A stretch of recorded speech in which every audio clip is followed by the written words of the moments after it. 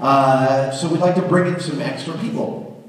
And they said, and we didn't even know the structure. I mean, the structure we have now is that Jamie and I run almost as a completely separate enterprise as Cary, Grant, and Tori.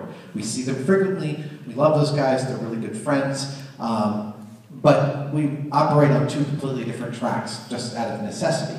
But back in the early days, we didn't know what it was going to be. We thought we'd just get some shop help and we'd be part of the show. So I actually called up Tori and said, a month doesn't go by that Tori doesn't mention this, because Tori Belleci is one of the nicest humans alive.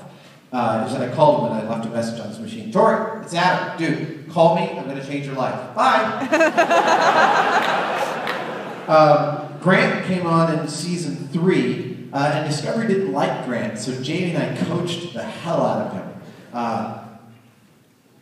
We knew exactly what they wanted to see in an interview, in a demo reel, so we got Grant to do all of it exactly, and that got him the job. And the very first person that we brought on was Cary. And Cary, by some weird luck, had shown up for an internship with Jamie on the very first day that we were filming Mythbusters. And the very first thing we did with her was put her in a flesh-tone bodysuit and scanned her bottom for the airplane toilet man. And she got tons and tons of fan mail just from the 3 pilots, and even through the whole first season, they were like, "Where's that redheaded girl?" So the moment we said we needed extra people, Discovery was like, "You've got to bring in that redheaded girl." See? I mean, the luck is that Cary turns out to be uniquely suited for the job. It's fantastic. I'm really glad that we've got somebody so excellent and qualified and represents women on our crew. Thank goodness for that. Scotty Chapman, who was with us in, am I still on? Yes. Scotty Chapman, who was with us in season 2, decided to move on simply because she didn't like the time commitment that Mythbusters took. She wanted to do personal stuff, and we are still in touch. She's come and helped us out for the couple of episodes since then. But yeah, so that's the history of Cary, Grant, and Tori. I'll tell them that somebody clapped for them. Who's next? I am over here. To the left. I'm Tim. I was at your meet and greet. And anyways, the episode where you did the Ark of the Covenant and you got electrocuted, I read in Jamie's AMA, I read it last week, that supposedly it wasn't Cary and Tori's idea, it was actually one of the producers that I believe you called a dick. Well, see, you know what I said in that room. Also, didn't you ask 2 questions at the meet and greet? You're kind of bogarting the microphone. Yes, the shocking of me with the cattle fence, electric fence electrifier, and putting 100,000 volts through my heart was not Cary and Tori's idea. It was the idea of the original creator of Mythbusters. He has since been removed from the production. A lot of people want to know if Jamie and I prank each other, and we really don't. We're like, it's like a mutually assured destruction policy. We used to do little pranks. Both Jamie and I worked in shops where pranking was fairly prevalent. And I will tell you that if you've ever been around people who prank a lot, most pranks go kind of awry. Most of them aren't funny. And most of them aren't funny to the people that they're happening to. They're often really upsetting and disturbing, and then they've got a really good face on it because they've been put on the spot. So we've seen a lot of things go really, really crappy with pranks. That being said, I have the ability to sleep anywhere at any time. And we would drive out to these locations for 2 or 3 hours, and I would be in the back seat of our production vehicle snoring, sawing along like as loud as you could possibly imagine. I'd be like that. And Jamie would totally get pissed off about it. So at one point, he started pouring water on my jeans a little bit at a time. Just see how much he could get on there before I knew what was going on. So there was this point at which he'd done it like twice. And then there was this point at which we're on this long trip to the Mojave Desert, and he had managed to get a full bottle of water emptied before I woke up. and I was having the weirdest dream. But I came to, and you know how sometimes it's like Trinity in the Matrix, you understand everything in its totality. I knew precisely what had happened. And I could also tell that Jamie was the culprit because he was sitting in front of me, facing away from me, but his head was bright red.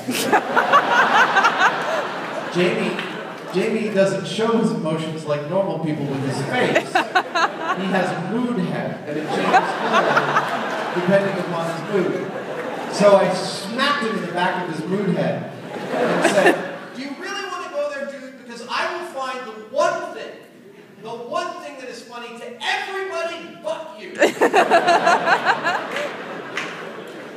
And there's this long pause, and he turns and he goes, "You're totally right, I'll never do it again." So no pranks on the Mythbusters. Discovery has asked us at times about a candid camera type show. And we do have an idea, which they haven't taken us up on. So I can't tell you what it is. But it's really great, and it's not mean. It's not like Punk'd. It's not where you bring people to the edge of their sanity and then, oh, surprise, it's your birthday. It's much more entertaining. It's the kind of show I wouldn't mind being punked on. All right, who's next? Go. Can you tell the story of the New York City SWAT team you encountered? I was wondering if that was going to happen. So in my Reddit Ask Me Anything from 2 weeks ago, I got asked about something about fearing for my life, and I said, well, there was the time the New York City SWAT team came and almost shot me. Sure.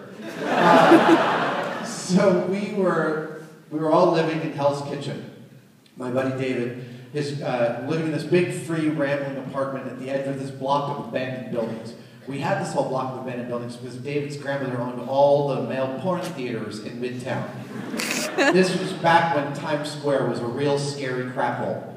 And Grandma Chelly, his grandmother, like, you would literally go into a male porn theater to go to Thanksgiving dinner with Grandma. It was bizarre. At any rate, we had this big rambling apartment to ourselves, and there was a skyscraper going up next door to this building. Like I said, it was abandoned. So they had this permit to use jackhammers and heavy equipment 24/7. We had a special phone with a big cup on it so that we could actually hear when people called. Because otherwise you couldn't use any other phone. There was jackhammering going all day long, every day, 24 hours a day.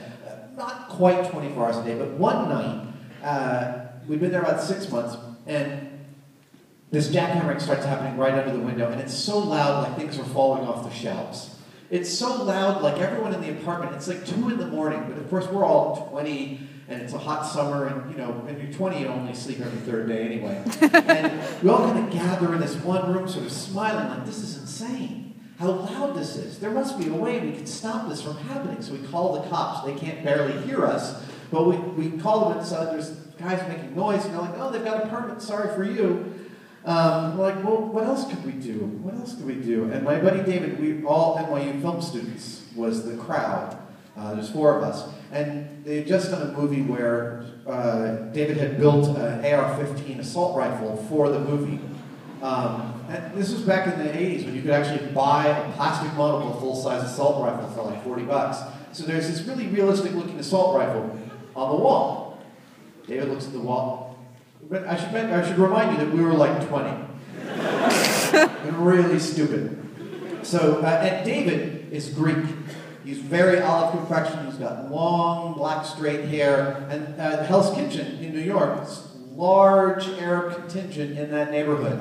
I mean, the deli in the corner, which has bulletproof glass and a hole through which you buy your cigarettes, has pictures of the owner with his kids holding Kalashnikovs in the Sinai Desert. So it's this kind of neighborhood.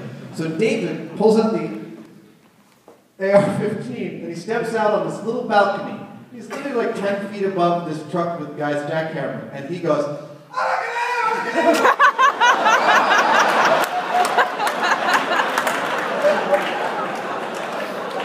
and the guy drops the jackhammer and jumps into the van. All the workers jump into the van, and we think we are geniuses.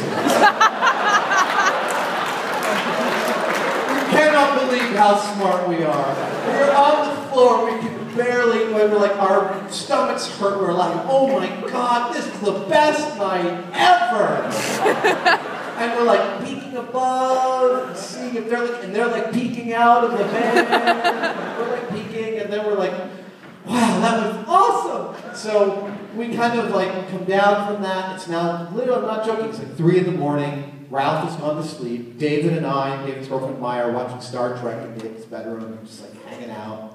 And there's this knock on the door. Not really a knock, more like this. And David, who's writing a script, he goes, you know, I don't think I should answer that. I think maybe we should get Ralph to answer that. So he goes to get Ralph. He wakes up Ralph. Apparently what he says to Ralph is, Ralph, bang, bang, bang. Ralph, get up, answer the door, take cover. And then he runs out of the room. So we go in the bedroom, and we're sitting in the bedroom like this. And we hear Ralph going, okay. Right, and it's also, by the way, I should mention that the door downstairs is deadbolted from the inside and the outside. So I have no idea how they got in the building and up to our apartment. That's the other scary part. So we hear Ralph go, all right.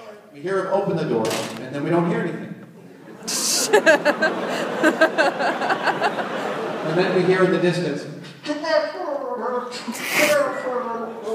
footsteps. Many footsteps. And David goes, what the hell's going on? And he walks out of the door, and then we don't hear anything from him. And so Maya and I look at each other and we're like, and then this thing steps around the corner. In full riot gear, with a bulletproof shield and a sawed-off shotgun and a gas mask and everything. SWAT across his chest. He's like, where are you stand in there? Holy please! And we go out there, and there's Ralph and David. And David's trying to explain, we're film students. I thought it would be funny. And the cops are, you know, they've shown up with a full contingent of, I think, 4 uniformed officers and an 8-man SWAT team. No exaggeration. And they are so mad. They have come, you know, it's 3 in the morning. They have come loaded for bear, and it's a bunch of freaking college students. They're like, you think this is a joke? You think this is a joke? We almost shot you. As we go past the door, there's a guy with the biggest crowbar I've still ever seen. That is clearly, you know, in one thing, will just pull the whole metal door off of its hinges. And they are so mad, and David's like, I just thought it would be funny. And they're like, show us the weapon. So he like goes under his bed, and pulls it out, gives it to them, and they walk out with him, and they tell him he's under arrest. And he's like, are you kidding? And they're like, you think this is a joke? And they walk him downstairs, and they don't take me or Maya or Ralph. We're just we're standing there in this kind of aftermath of, you know, kind of, wow, that's, what happened? And then we go look out the window, and the cops do a full show and tell of David to the construction workers. And they're like, you think this is a joke? In the end, it went away. David's court hearing date was Christmas Eve. He had to spend the night in a tank full of a bunch of hookers and drug dealers. The hookers were all like, you're cute, what are you doing here? And since his arraignment date was on Christmas Eve, when he called up to confirm it, they were like, oh, David, yeah, Merry Christmas, don't worry about it. That's my SWAT team story.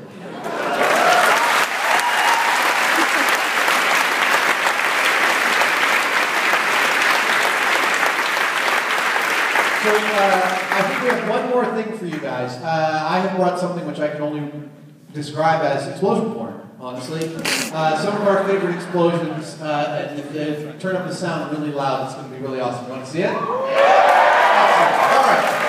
Let's go in here. Oh yeah, and some of me getting hurt. What? That is not awesome. I'm getting dizzy. Look at how fat I was. There we go.